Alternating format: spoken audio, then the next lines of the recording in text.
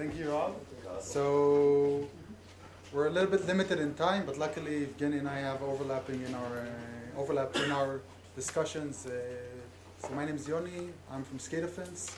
SCADAfence is a cybersecurity startup offering solutions for the industrial Internet of Things, especially in smart manufacturing industries. We have today successful installations in industries such as pharmaceutical, chemical, food and beverage, automotive, electronics, consumer goods, and other industrial environments. So everything that was discussed regarding what GE is doing in the industrial internet in general is causing a huge problem for the manufacturing environments, because once they install these types of solutions and they integrate these new systems and these new internet-facing environments, then they have a lot of exposure to their most critical assets. What is the fourth industrial revolution? And later on I'll also talk about risks and specific attacks, cyber attacks that occurred and caused damages for these industrial environments. And I'll finish with a little bit about what SCADAfence is doing and how you can better secure these environments. So I'll try to fast forward the background, but the industrial Internet of Things is really a fourth industrial revolution. We're seeing a large saving in the costs, more efficiency, more productivity, and the ability to innovate and produce new products and services by industrial manufacturers. The main change in these industrial environments due to the industrial Internet of Things is the fact that today manufacturers can communicate and have sensors on all the different devices inside their environment, and can collect more accurate information about everything that is running and control in a more accurate manner how exactly is everything running inside their environment. Once you connect these environments, this is an illustration where you see that basically every device in the network already has some kind of sensor on it, and you also connect these environments to external networks such as the corporate network to synchronize it with an ERP system or manufacturing execution systems, or even to the internet in order to enable remote maintenance. You expose these networks that have, again, no encryption, no authentication, and no basic measures that we're used to see in IT environments. And if in the first talk we've said that the routers from 5 years ago have problems, so let's think about control devices from 20 years ago that had no security in mind, and if you send them a packet with the same source and dest IP, they collapse. So it's very basic mechanisms, and it's very vulnerable. And the life cycle of each installation could be 20 to 30 years until you actually replace the devices themselves, and therefore it creates a huge problem for these industrial environments.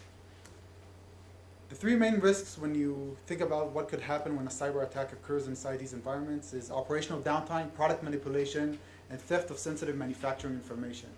I think that operational downtime is pretty clear. You shut down the facility, you disable the ability to produce, you sabotage the physical equipment. In the product manipulation, we've seen a great example several months ago when Mars, the chocolate bars, had a simple operational mistake in one of their facilities in the Netherlands. As a result, one piece of plastic found its way into one piece of chocolate, and it was distributed this way to the market. The company was forced to do a recall from 55 states. It cost them tens of millions of dollars due to one simple operational mistake, and we're talking about literally one piece of plastic that found its way. Now, if they can't find their own mistakes, how will they be able to find when a hacker tries to hide their steps and actually manipulate and maybe put peanuts in a non-peanut food, manipulate the production of a drug, or any type of manipulation? Sensitive information, again, it's pretty obvious. We all want to know how Coca-Cola is producing their beverages. The machines know everything. The machines know exactly what they're producing, how are they producing, what is the recipe, what is the secret sauce, and they can know exactly what they need to know. And they can, once you access them, you can also gain the same understanding. All three of these risks could have huge implications to the company's revenue, reputation, competitive edge, and could also have very serious regulation implications. So how does an industrial cybersecurity attack or cyber attack look like? The first interesting case that we've seen since Stuxnet that occurred in 2010 was an attack called Havix or Dragonfly.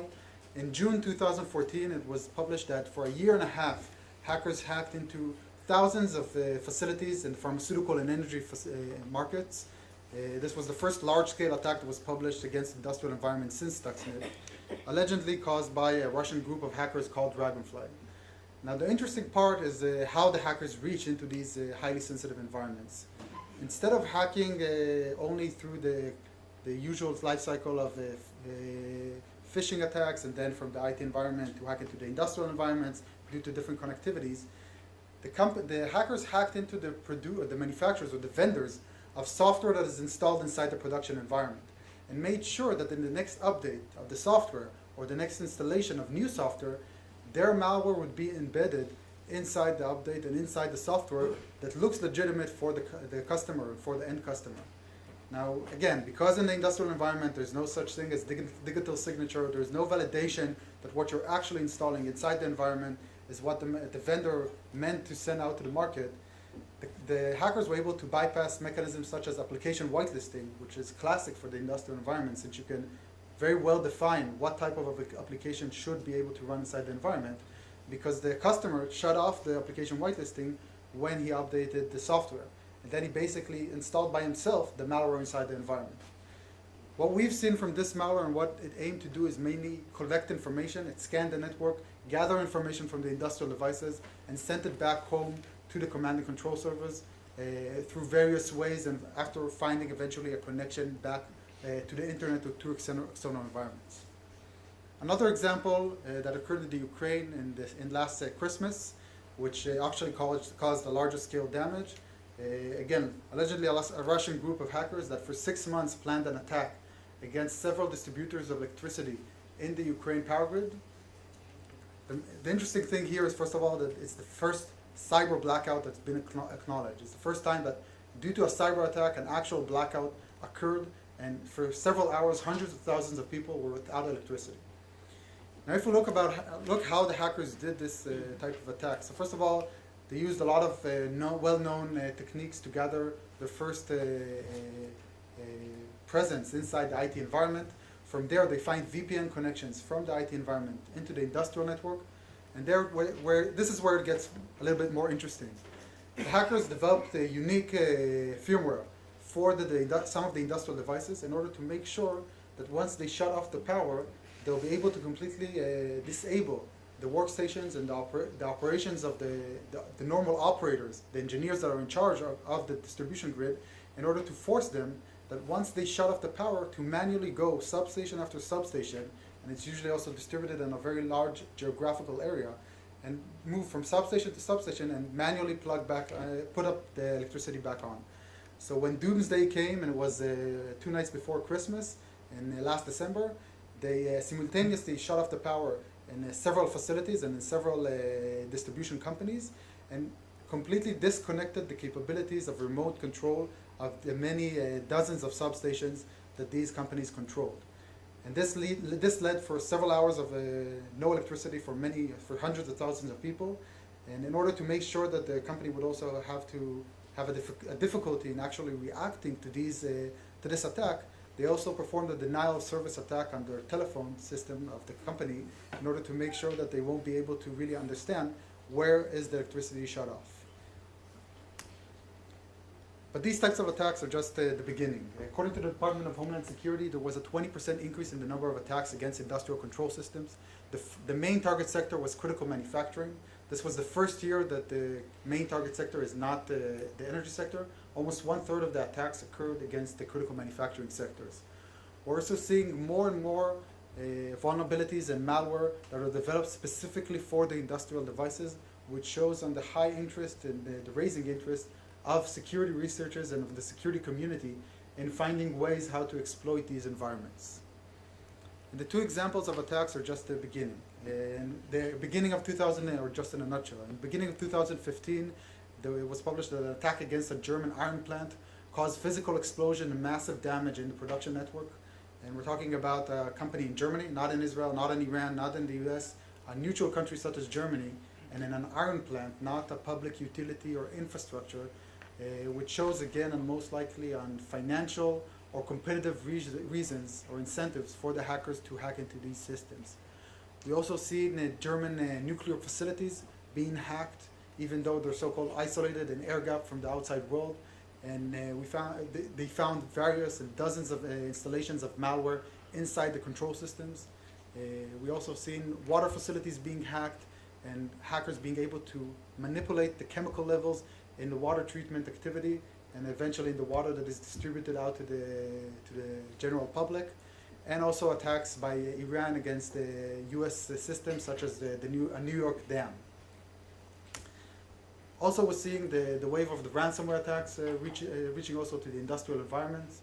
So I think that in the industrial networks, the return on investment for hackers, once they gain their control and paralyze the environment, is very clear, especially when they demand ransom.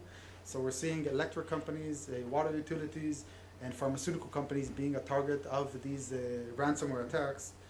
And also, as I mentioned at the beginning, examples such as the Mars example that shows the potential of a cyber attack, even though it's most likely caused due to an operational error, but shows how much of a financial damage these types of attacks can result with. So I'll just give, I know most of the crowd is from the academia, so I'll just give a few perspectives just to understand why, a little bit about the culture problem and about what happens when you talk with a customer and you tell them, an end customer, and you tell them you have a cybersecurity issue with your industrial environment. So usually the first reactor is I'm not a target. These attacks only occur between governments. There's no reason to attack my $1 billion production facility that produces medical devices. So as we've seen in ransomware attacks or the attack against the German iron plant, this is obviously not the issue or not the case anymore. Even if I'm a target, my systems are isolated from the outside world. So this is usually a very simple mistake that is coming from ignorance or not understanding truly what is running in the systems. Usually when you ask the customer a few more questions, for example, okay, so maybe it's not physically connected, but how many times do you connect and disconnect USB devices into the environment?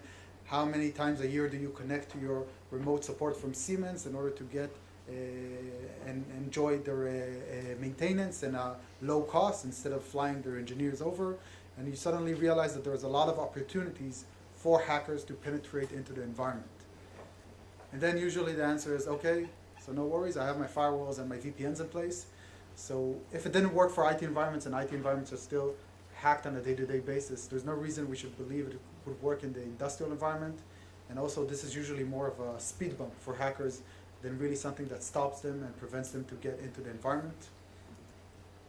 So the next case is, even if they actually gain access into the environment, they don't understand what is industrial control systems or SCADA, which is, it could be true, but when you, with a quick search online, you can find hundreds of vulnerabilities that are already prepared, even in Metasploit, in order to attack these systems.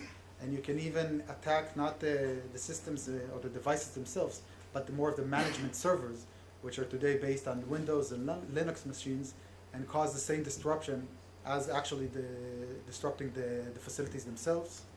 Even if they manipulate my process, my safety and compliance systems will save me.